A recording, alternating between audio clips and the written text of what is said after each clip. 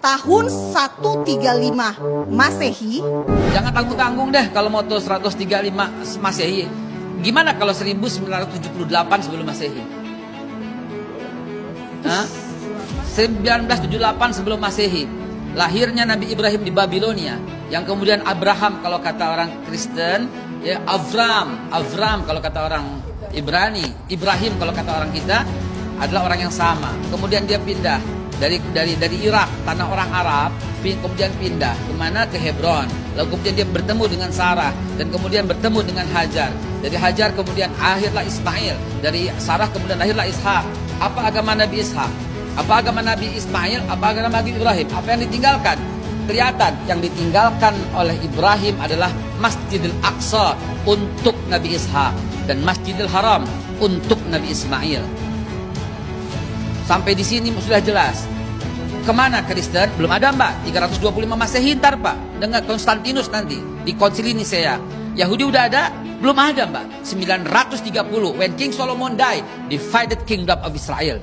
Baru pecah dua kerajaan Israel ketika Nabi Sulaiman wafat. Kalau mau cerita jangan tanggung-tanggung. Sejak awal manusia aja saya bisa ceritain sekarang. Ya jangan tanggung-tanggung. Durasi kita nggak situ babe kalau Kemudian komprehensif ya, kemudian setelah Nabi Allah Ishak memiliki anaknya dikasih nama Israel alias Yakub. Israel, Isra, perjalanan il Tuhan. Ishakil namanya Ishakil. Ishak menggembirakan, il Tuhan. Tuhan menggembirakan aku. Ismail namanya Tuhan mendengarkan aku. Isma mendengar, il Tuhan. Oke, itu bahasa Ibrani semua, tapi tolong perhatikan. Apa agama Nabi Yakub? Yakub punya 12 anak, Rubain, Simon, Levi, Yahuda, Isakar, Zebulun, Gad, Akhir, dan Naftali, Yusuf, dan Benyamin. Anak keempat ini yang menjadi masalah nanti di kemudian hari. Mereka masih beragama Islam, belum ada agama Yahudi. Dan mereka semua Bani Israel. Bani Israel adalah Muslim. Kemudian Nabi Yusuf kemudian pindah ke Mesir. Dan kemudian dilanjutkan oleh Nabi Musa.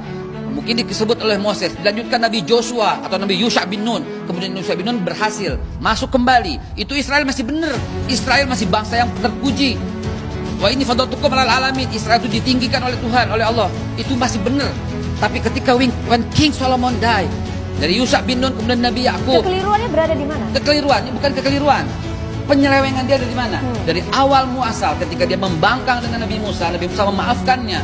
Kemudian sampai Nabi Yusha bin Nun berhasil membawa kembali ke tanah Palestina, ke tanah yang disucikan, tanah yang dijanjikan. Kemudian ketika Nabi Sulaiman wafat, baru divided kingdom of Israel. Baru pecah dua, satu Yudea, kemudian satu Israel. Yang Israel masih Islam. Kenapa masih Islam? Karena sampai Nabi Isa alaihissalam masih memegang agama Islam. Sedangkan Yudea membunuh para nabi. Yahudi membunuh para nabi. Nabi Sam'un, Nabi Samuel, Nabi Zakaria, Nabi Yahya, semua dibunuh. Bahkan Yahudilah yang menuduh Bunda Suci Maria berzina dan kemudian memiliki anak haram. Dari Yesus. situ Bea posisinya Bea. Lihatlah bangsa ini dari awal mula emang tukang membangkang.